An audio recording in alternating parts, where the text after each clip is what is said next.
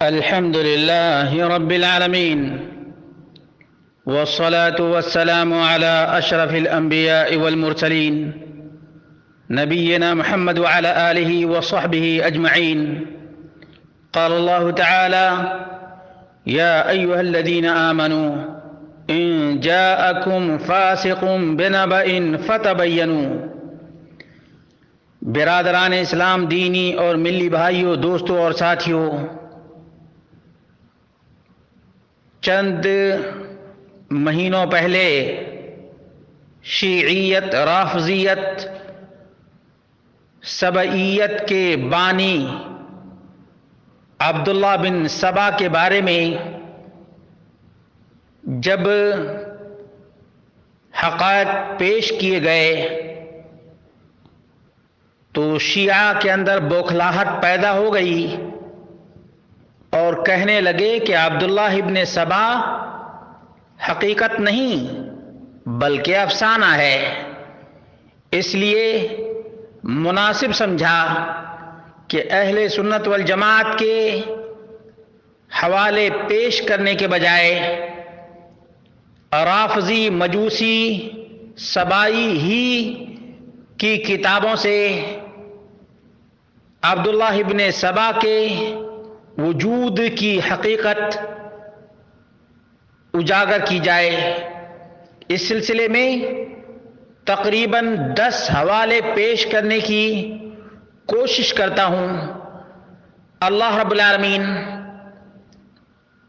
تمام مسلمانوں کو قرآن و سنت کی پیروی کرنے کی توفیق عطا فرمائے اور ولا تفرقوا پر عمل پیرا ہونے کی توفیق عطا فرمائے. چنانچہ جعفر بن محمد بن علی الصادق، ابو عبداللہ کا نام بہت ہی زیادہ مشہور ہے. انہوں نے صاف لفظوں میں کہا: لعن اللہ عبداللہ ابن سبا انہ ادعى الربوبیۃ فی امیر المؤمنین علیہ السلام وکان واللہ امیر المؤمنین عبدا للہ طائعا الویل لمن کذب علینا وَإِنَّ قَوْمًا يَقُولُونَ فِينَا مَا لَا نَقُولُهُ فِي أَنفُسِنَا نَبْرَأُ إِلَى اللَّهِ مِنْهُمْ. عبداللہ ابن سبا پر اللہ تعالی لعنت کرے. اس نے امیر المومنین علی رضی اللہ عنہ کے بارے میں ربوبیت کا رب ہونے کا دعویٰ کیا.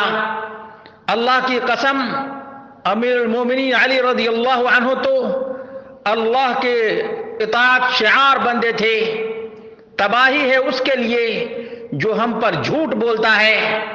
یقیناً ایک قوم ہمارے بارے میں ایسی باتیں کرے گی جو ہم اپنے بارے میں نہیں کرتے. ہم ان سے بری ہیں، ہم ان سے بیزار ہیں. رجال الکشی، صفحہ نمبر 107، روایت نمبر 172. معلوم یہ ہوا کہ ابو عبداللہ جعفر صادق نے عبداللہ ابن سبا کو، یہودی کو لعنت کی ہے اور اس کے افکار و خیالات پر اپنا ریمارک کیا ہے اور کہا ہے کہ ہمارا ایسے ظالموں سے اور ایسے مجوسیوں سے اور ایسے یہودیوں سے کوئی واسطہ اور کوئی تعلق نہیں ہے. اسی طرح سے علی ابن ابی طالب کے بارے میں عبداللہ ابن سبا نے جو کچھ کہا اس کے بارے میں ہشام بن سالم سے روایت ہے کہ میں نے ابو عبداللہ کو اپنے شاگردوں کے سامنے عبداللہ بن سبا اور امیر المومنین علی ابن ابی طالب کے بارے میں اس کے دعوی ربوبیت کے بارے میں فرماتے ہوئے سنا. اس نے جب یہ دعویٰ کیا تو امیر المومنین علی رضی اللہ عنہ نے اس سے توبہ کرنے کا مطالبہ کیا. اس نے انکار کر دیا تو انہوں نے اسے آگ میں جلا دیا. رجال الکشی، صفحہ نمبر 107 اور روایت نمبر 171. اسی طرح سے اسماء الرجال میں مشہور ترین یہ شیعہ کی کتاب ہے رجال الکشی. اس نے لکھا ہے: وذکر بعض اہل العلم ان عبداللہ ابن سبا كان يهوديا فأسلم ووالى عليا عليه السلام وكان يقول وهو على يهوديته في يوشع ابن نون وصي موسى بالغلو، فقال في إسلامه بعد وفاة رسول الله صلى الله عليه وسلم في علي مثل ذلك، وكان أول من أشهر القول بفرض إمامة علي وأظهر البراءة من أعدائه وكاشف مخالفيه وكفرهم. ومن هنا قال من خالف الشيعة إن التشيع والرفض مأخوذ من اليہودیہ۔ بعض اہل علم نے ذکر کیا ہے کہ عبداللہ ابن سبا یہودی تھا، پھر اسلام لے آیا اور علی رضی اللہ عنہ سے والہانہ محبت کی۔ وہ یہودیت میں غلو کرتے ہوئے یوشع بن نون کے بارے میں کہا کرتا تھا کہ موسیٰ علیہ السلام کے وصی تھے۔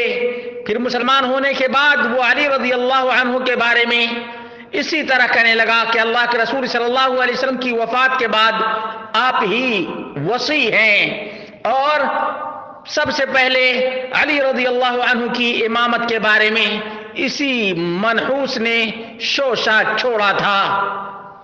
سب سے پہلے علی کی امامت کی فرضیت والا قول اسی نے مشہور کیا اور آپ کے دشمنوں سے براءت کا اظہار کیا، آپ کے مخالفین سے کھلم کھلا دشمنی کی اور انہیں کافر تک قرار دیا۔ اس وجہ سے جو لوگ شیعوں کے مخالف ہیں وہ کہتے ہیں کہ شیعوں اور رافضیوں کی اصل یہودیت میں سے ہے۔ رجال الکشی صفحہ نمبر 109 اور 108۔ اسی طرح سے محمد بن حسن بن موسیٰ النوبختی نے لکھا ہے وَحَكَى جَمَاعَةٌ مِّنْ أَهْلِ الْعِلْمِ مِنْ أَصْحَابِ عَلِيٍّ عَلَيْهِ السَّلَامِ إِنَّ عَبْدَ اللَّهِ بْنَ سَبَا كَانَ يَهُودِيًّا فَأَسْلَمَ ووالى عليا عليه السلام وكان يقول وهو على يهوديته في يوشع ابن نون بعد موسى عليه السلام بهذه المقالة، فقال في إسلامه بعد وفاة النبي صلى الله عليه وسلم في علي عليه السلام بمثل ذلك، وهو أول من أشهر القول بفرض إمامة علي عليه السلام وأظهر البراءة من أعدائه وكاشف مخالفيه.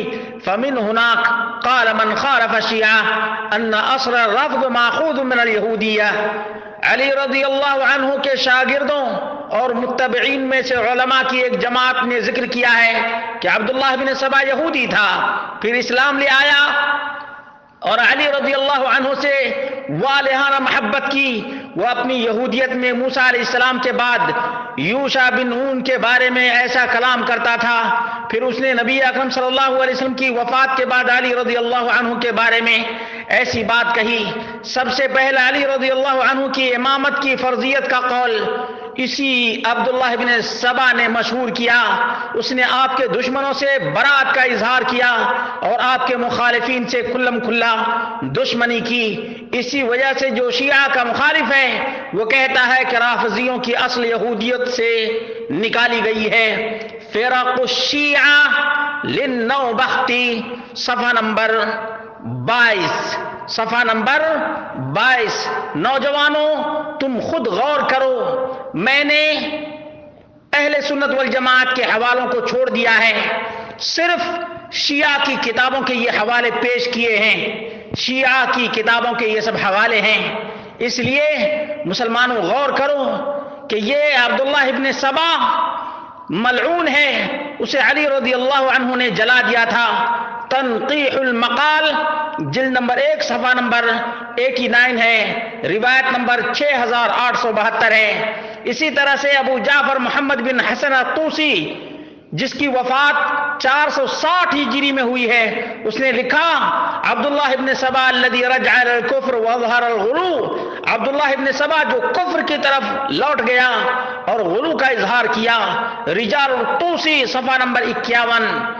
اسی طرح سے حسن بن علی بن داؤد الحلی نے کہا عبداللہ ابن سبا رجع الى الكفر واظهر الغلو كان يدعي النبوة وان عليا عليه السلام هو الله۔